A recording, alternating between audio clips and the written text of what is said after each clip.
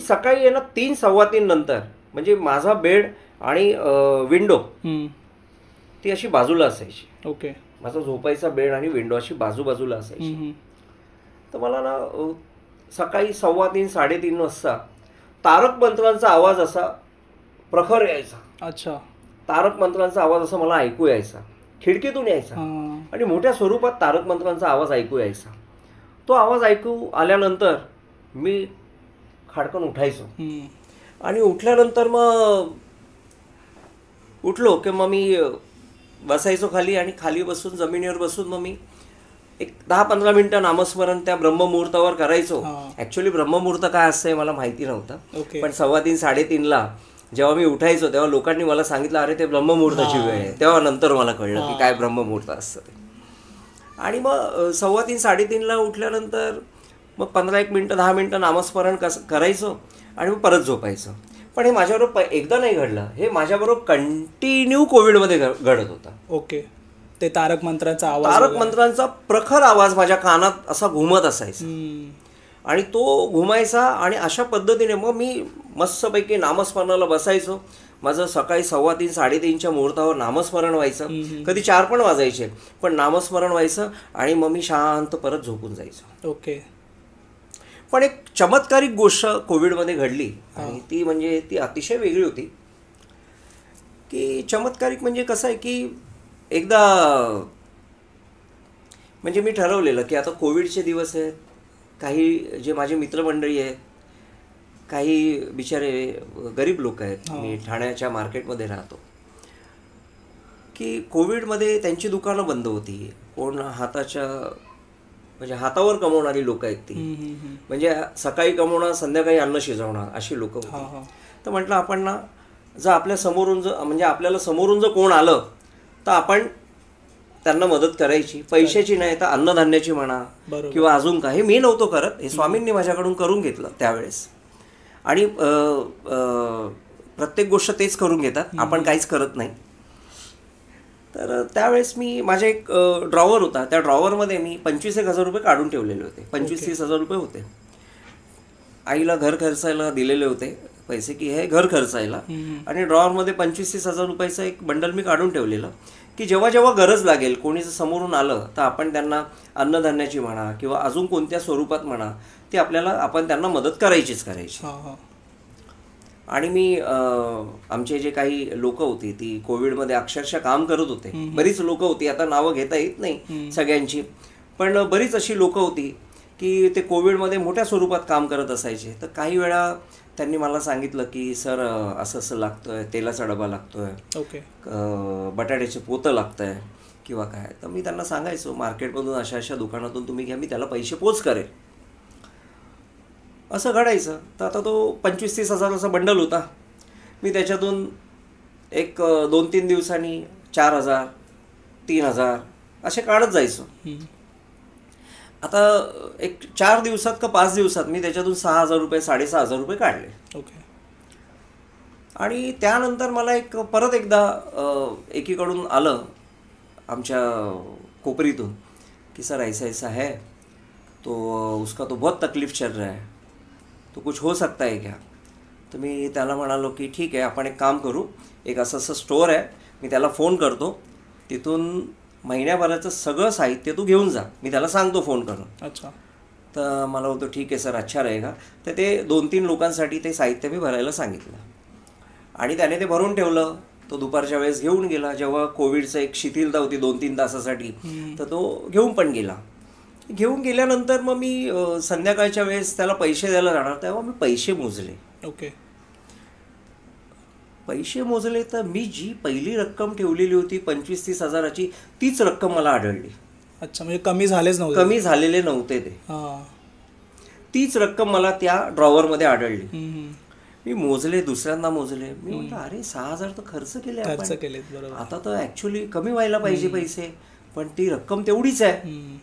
अजून मी त्याच्यातून 3,500-4,000 रुपये घेतले नंतर, म्हणजे आता नाही म्हटलं तरी 15-20,000च्या आसपास राहायला पाहिजे होते, पण नाही, रक्कम तेवढीच होती.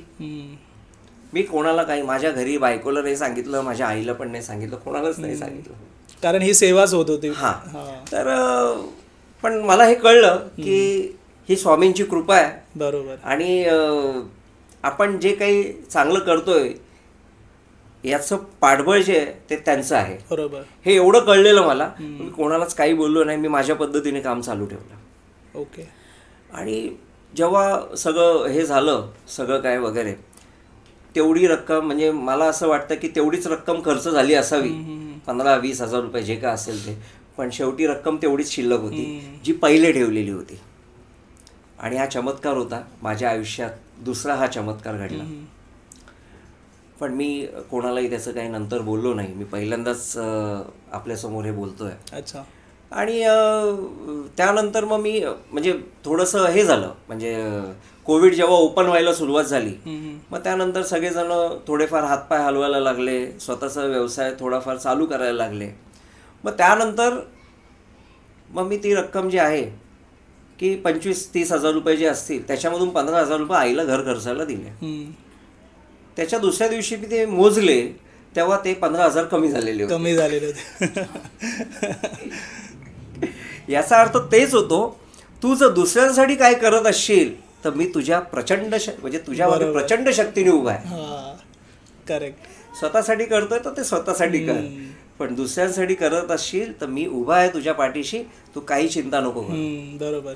हे मला त्यावेळेस जो साक्षात्कार झाला हा मोठ्या प्रमाणात झाला. अच्छा. आणि त्यानंतर जे स्वामींनी प्रत्येक ठिकाणी मला दर्शन दिलं ते अतिशय वेगवेगळ्या स्वरूपात दिलं, वेगवेगळ्या संकल्पनेतून दिलं. आणि त्यानंतर काही गोष्टी ज्या आहेत ह्या अशा घडत गेल्या की मी माझ्या ऑफिसच्या बाजूला असं एक बगीचा आहे, मोठा बगीचा आहे. तिथे वॉकिंग ट्रॅक आहे. अच्छा. त्या वॉकिंग ट्रॅकवर जेव्हा मी दुपारी चालायला जायचो तेव्हा मला तिथे कॉर्नरला स्वामी मस्तपैकी असे दोन्ही कमरेवर हात ठेवून असे उभे असायचे आणि मला दर्शन द्यायचे. आणि ते मी असं प्रत्येक वेळेस तो अनुभव घेतलेला आहे. स्वामींचं वेळोवेळी दर्शन घडत गेलं. त्यानंतर काही माझ्या मानसिकतेवर म्हणा किंवा शरीरावर ना एक थोडेफार छोट्या मोठ्या प्रमाणात परिणाम होत गेले. कारण माझं नामस्मरण जे आहे ना हे कंटिन्यू असायचं.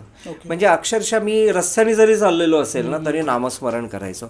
कोविडचा एक छोटासा किस्सा सांगतो.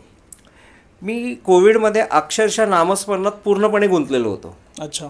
पूर्णपणे, म्हणजे मी बाहेर पडणार ना घराच्या तरी मी नामस्मरण करायचो. मी ऑफिसमध्ये जाणार अर्धा 1 तास 2 तास 3 तास तरी मी नामस्मरण करायचो. ओके.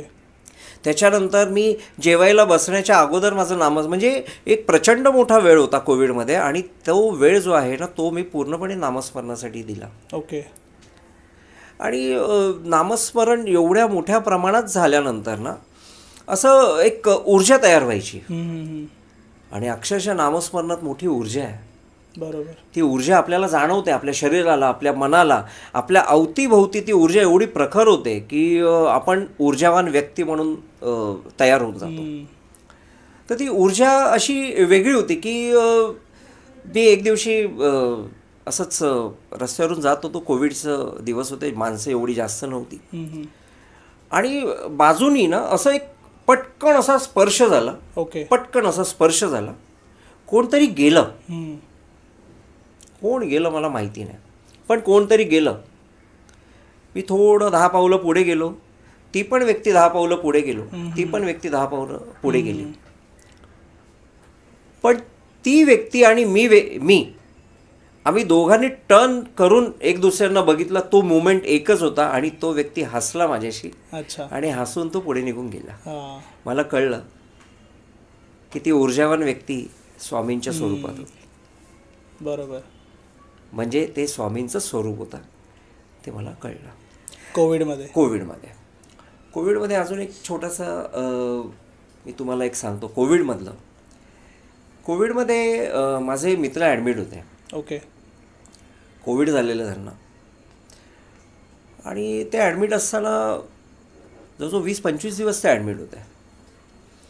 आणि मला एकदा हॉस्पिटलमधून फोन आला की असं आहे, त्यांना त्रास होतोय वगैरे वगैरे असं.